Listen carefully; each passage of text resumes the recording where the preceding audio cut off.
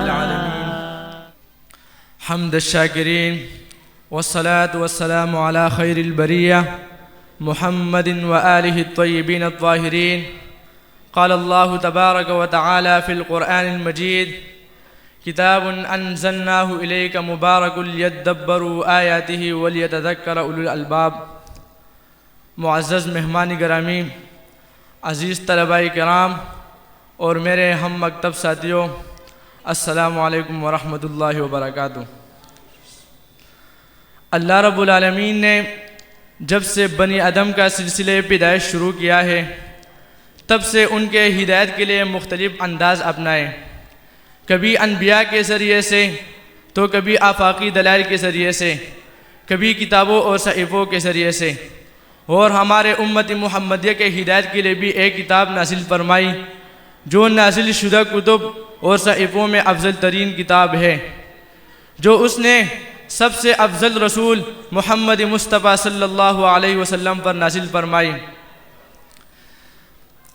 قرآن جو کہ ثواب کی کتاب بھی ہے اور انقلاب کی کتاب بھی ہے، قانون بھی ہے اور دستور بھی ہے، اور حق یہ ہے کہ اس دنیا اسلام میں اور اس زمین پر اللہ کے قرآن کا ہی قانون چلنا چاہیے. قرآن اللہ نے نازل ہی اس لیے کیا ہے کہ اسے نافذ کیا جائے اور غالب کیا جائے، اور اللہ رب العالمین نے ہمیں محمد الرسول اللہ صلی اللہ علیہ وسلم کا عظیم الشان تحفہ عطا فرمایا. امام القبلتین بھی ہے، سید کائنات بھی ہے، سید الثقلین بھی ہے، خطیب کائنات بھی ہے، اور امام المجاہدین بھی ہے، شافی محشر بھی ہے، شفیع الموحدین بھی ہے، فاتح ابواب الجنہ بھی ہے، سیرت اور صورت میں، حسن اور جمال میں اعلیٰ و افضل مقام کے حامل محمد الرسول اللہ صلی اللہ علیہ وسلم. اللہ نے ہمیں یہ عظیم الشان تحفے عطا فرمائے. آج ہمیں اسی بات کا تقاضا ہے کہ ہم قرآن و سنت کے دعوت کو لے کے اٹھیں اور پوری دنیا پہ چھا جائیں. قرآن و سنت ہی میں ہماری عزت ہے، قرآن و سنت میں ہی ہماری عظمت ہے، قرآن و سنت کے ساتھ ہی دنیا میں انقلاب آئے گا. بھول پہ مت رہنا، یہ دنیا کی چیزیں اور دنیا کے بنائے ہوئے منشور تمہیں عزت کبھی نہ دیں گے، انقلاب کبھی نہیں آئے گا. انقلاب والی کتاب قرآن ہے. اور معاف کرنا، آج ہم کتاب و سنت سے دور ہیں. آج ہم اپنے رائے، اپنے فتوے، اپنے امام کے قول، اپنے مسلک کے بات کے اوپر لگے ہوئے ہیں. لیکن ایک بات یاد رکھنا، اللہ کا قانون کبھی بدلا نہیں کرتا. مت سمجھنا ہم اسلام قبول کرنے والے ہیں، مت سمجھنا ہم مسلمان کہلوانے والے ہیں کہ اللہ ہمارے بارے میں قانون بدل ڈال لے گا. ہم جو مرضی کریں، ہم اللہ رب العزت کی بغاوت کریں، ہم اللہ رب العزت کی نافرمانیاں کریں، ہم شیطان کی اگر پوجا کریں، ہمارے عورتیں بے پردہ گھومیں، ہم گھر گھر کے اندر موسیقی کے دھل پہ ناچیں، ہمارے موبائل کے اندر گندے گانے ہو، تو اللہ ہمیں اس لیے معاف کر دے گا کہ ہم آمینہ کے لال علیہ السلام کی امت میں شامل ہیں. یہ بھول ہے. اللہ کا قرآن کہتا ہے: لیس بامانیکم ولا امانی اہل کتاب من یعمل سوءا یجز بہ. لوگوں کان کھول کے سن لو، تمہاری خواہشات کو دیکھا نہیں جائے گا، نہ اہل کتاب کی خواہشات کو، بلکہ تم میں سے جو بھی برا عمل کرے گا اس کی سزا ضرور پائے گا. اللہ کا قرآن کہتا ہے: وَمَنْ أَظْلَمُ مِمَّنْ ذُكِّرَ بِآيَاتِ رَبِّهِ ثُمَّ أَعْرَضَ عَنْهَا إِنَّا مِنَ الْمُجْرِمِينَ مُنْتَقِمُونَ.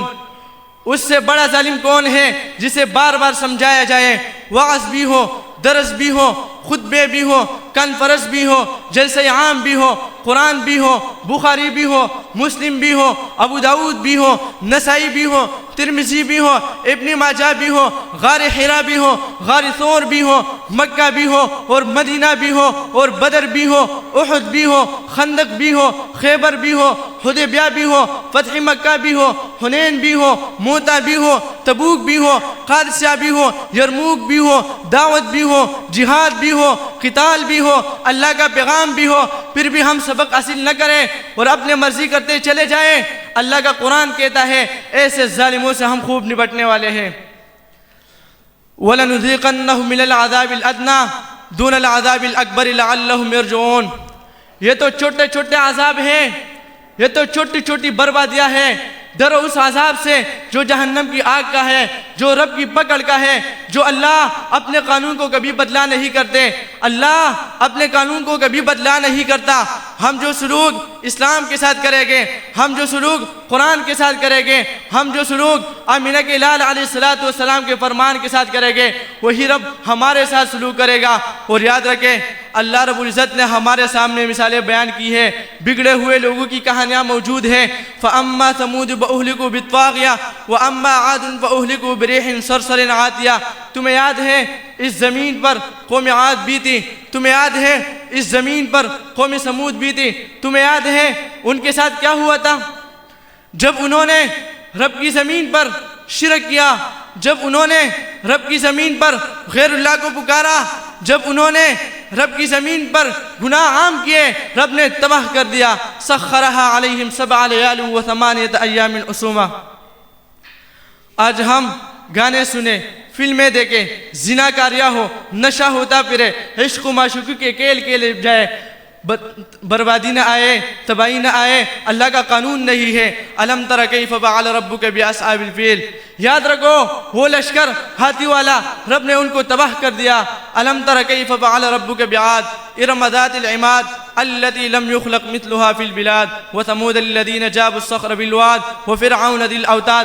قرآن پڑھ رہا ہوں، کوئی قوالی نہیں، قرآن پڑھ رہا ہوں، کوئی گانا نہیں، قرآن پڑھ رہا ہوں، کوئی موسیقی نہیں، قرآن پڑھ رہا ہوں، جو اللہ کا کتاب ہے، کسی قویہ کا نہیں، کسی مراسی کا نہیں، کسی پہاڑ کا نہیں۔ مگر دکھ ہوتا ہے، قوالیہ یاد ہے، گانے یاد ہے، دکھ ہوتا ہے، شعر یاد ہے، عشق و معشوقی یاد ہے، اللہ کا قرآن یاد نہیں۔ 30واں پارہ ہے، سورۃ الفجر ہے، اللہ کہتے ہیں یاد کرو تم سے پہلے کتنے لوگ رہتے تھے، کیسے کیسے لوگ تھے، ہم نے ان کو تباہ کر دیا، کھجور کے تنوں کی طرح مرے پڑے تھے۔